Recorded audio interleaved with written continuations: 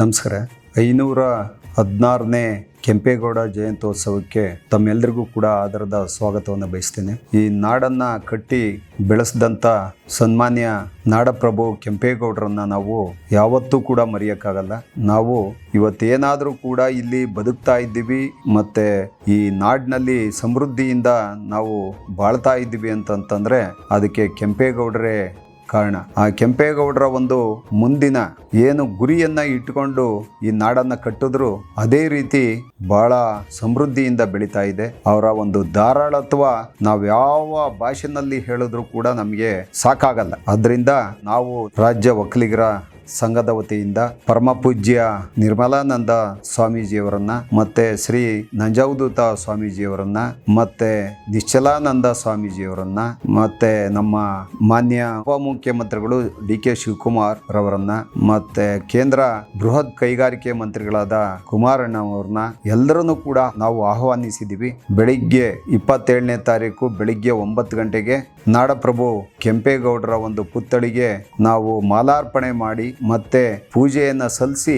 Sajjan Rao circle ವಿಪ್ರಮ್ಮು ಇಲ್ಲಿ ಕಲಾ ವಾದ್ಯಗಳಿಂದ ಮೆರವಣಿಗೆಯನ್ನ ನಮ್ಮ ಎಲ್ಲ ನೌಕರ ಬಂಧುಗಳು ಮತ್ತೆ ಎಲ್ಲ ಮುಖ್ಯಸ್ಥರು ಮತ್ತೆ ನಿರ್ದೇಶಕರು ಹಾಗೆ ನಮ್ಮ ಎಲ್ಲ ಜನಸ್ತೋ ಸುಮಾರು ಒಂದು 5,000 to 6,000 ಜನಗಳು ಪಾಲ್ಗೊಳ್ತಾ ಇದ್ದಾರೆ. ಇದನ್ನ ಪ್ರತಿ ವರ್ಷದಂತೆ ಈ ವರ್ಷನೂ ಕೂಡ ನಾವು ವಿಜೃಂಭಣೆಯಿಂದ ಆಚರಿಸೋದಕ್ಕೆ ಎಲ್ಲ ಸಕಲ ಸಿದ್ಧತೆಗಳನ್ನ ಮಾಡ್ಕೊಂಡಿದ್ದೀವಿ. ಸುಮಾರು 500 ವರ್ಷಗಳ ಹಿಂದೆನೆ ಸಾವಿರಾರು ವರ್ಷಗಳು ಬಾಳ್ತಕ್ಕಂಥ ಒಂದು ನಾಡನ್ನ ಕಟ್ಟಿದ್ರು. ಅಲ್ಲಿ ವ್ಯಾಪಾರಕ್ಕೆ ಬಹಳ ಒತ್ತನ್ನು ಕೊಟ್ಟರು, ನೀರಾವರಿಗೆ ಒತ್ತನ್ನು ಕೊಟ್ಟರು, ಮತ್ತು ರೈತಾಪಿ ವರ್ಗದವರಿಗೆ ಅವರಿಗೆ ಎಲ್ಲ ರೀತಿಯಿಂದನೂ ಕೂಡ ಸೌಕರ್ಯನ ಒದಗಿಸಿದ್ರು. ಮತ್ತು ಈ ಬೆಂಗಳೂರನ್ನು ಇಲ್ಲಿ ಸುತ್ತ 4 ಗೋಪುರಗಳಿದೆ. ಆ 4 ಗೋಪುರದ ಒಳಗಡೆ ಅಂಚಿನಲ್ಲಿ ಬೆಳಿಬೇಕು ಅಂತ ಹೇಳ್ಬಿಟ್ಟು ಆಸೆ ಇಟ್ಕೊಂಡು ಮಾಡಿದ್ರು. ಅದರಂತೆ ಇವತ್ತು ಭಾಳ ಬೃಹದಾಕಾರವಾಗಿ ಅದು ಕೆಂಪೇಗೌಡರ ಒಂದು ಕೊಡುಗೆ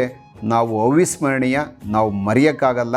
ನಾವು ಅದಕ್ಕೋಸ್ಕರ ಪ್ರತಿ ವರ್ಷನೂ ಕೂಡ ಸರ್ಕಾರದ ವತಿಯಿಂದ, ಜಿಲ್ಲಾಡಳಿತ ವತಿಯಿಂದ ಮತ್ತು ಸಂಘ ಸಂಸ್ಥೆಗಳ ವತಿಯಿಂದ ಎಲ್ಲರೂ ಕೂಡ ಬೃಹದಾಕಾರವಾಗಿ ಆಚರಣೆಯನ್ನು ಮಾಡ್ತಾ ಇದ್ದಾರೆ. ಅದರಂತೆ ನಮ್ಮ ರಾಜ್ಯ ಒಕ್ಕಲಿಗರ ಸಂಘದ ವತಿಯಿಂದನೂ ಕೂಡ ಪ್ರತಿ ವರ್ಷನೂ ಕೂಡ ತುಂಬ ವಿಜೃಂಭಣೆಯಿಂದ ಸಾವಿರಾರು ಸಂಖ್ಯೆಯಲ್ಲಿ ಭಾಗವಹಿಸಿ ಕಾರ್ಯಕ್ರಮವನ್ನು ಅದ್ಧೂರಿಯಿಂದ ಆಚರಣೆ ಮಾಡ್ಕೊಂಡು ಬರ್ತಾ ಇದ್ದೀವಿ. ಅದಕ್ಕೋಸ್ಕರ ನಾವು ಕೆಂಪೇಗೌಡರನ್ನು ಮರೆತರೆ ಯಾವತ್ತೂ ಕೂಡ ನಮಗೆ ಹೇಳಿಕೆ ಆಗೋದಿಲ್ಲ ಅನ್ನೋದಕ್ಕೆ ಹಲವಾರು ಉದಾಹರಣೆಗಳಿವೆ. ಕುಡಿಗೋಪುರಗಳನ್ನು ಕಟ್ಟಿದ್ರು. ಇವತ್ತು ಸಾವಿರಾರು ವರ್ಷಗಳ ಕಾಲ ಇವತ್ತು ಗವಿ ಗಂಗಾಧರೇಶ್ವರನ ದೇವಸ್ಥಾನ ಆಗ್ಬೋದು, ಅಣ್ಣಮ್ಮನ ದೇವಸ್ಥಾನ ಆಗ್ಬೋದು, ಅಥವಾ ಬೇರೆ ಎಲ್ಲ ದೇವಸ್ಥಾನಗಳನ್ನು ಕಟ್ಟಿ ಕೋಟೆಗಳನ್ನು ಕಟ್ಟಿ ಇವತ್ತು ನಮ್ಮ ನಾಡಿಗೆ ಒಳ್ಳೆ ಹೆಸರನ್ನು ತಂದುಕೊಟ್ಟಂಥ ಮಹಾನ್ ವ್ಯಕ್ತಿಗೆ ನನ್ನ ಹೃದಯಪೂರ್ವಕವಾಗಿ ನಮನಗಳನ್ನು ಸಲ್ಲಿಸ್ತೇನೆ. ಹಾಗೆ ಕೆಂಪೇಗೌಡರು ಒಂದು ಜಾತಿಯನ್ನು ಇಟ್ಟುಕೊಂಡು ಈ ನಾಡನ್ನು ಕಟ್ಟಲಿಲ್ಲ, ಎಲ್ಲ ಜಾತಿಯನ್ನು ಸ್ವಾಗತಿಸಿದ್ರು, ಎಲ್ಲ ಜಾತಿಗೂ ಕೂಡ ಮಾನ್ಯತೆ ನೀಡಿದ್ರು. ಪ್ರತಿಯೊಬ್ಬೊಂದು ಜಾತಿಯವರು ಕೂಡ ಆ ಕೆಂಪೇಗೌಡರನ್ನು ಸ್ಮರಿಸಲೇಬೇಕಾದಂಥ ಒಂದು ಸಂದರ್ಭ ಇದೆ. ಅದನ್ನು ನಾವು ಮಾಡ್ತೀವಿ ಅಂತ ಹೇಳ್ತಾ ನಾಡಪ್ರಭು ಕೆಂಪೇಗೌಡರ ಜಯಂತ್ಯೋತ್ಸವಕ್ಕೆ ಅಭಿನಂದನೆ ಸಲ್ಲಿಸ್ತಾ ನನ್ನ ಮಾತನ್ನು ಮುಗಿಸ್ತೀನಿ. ಜೈ ಹಿಂದ್.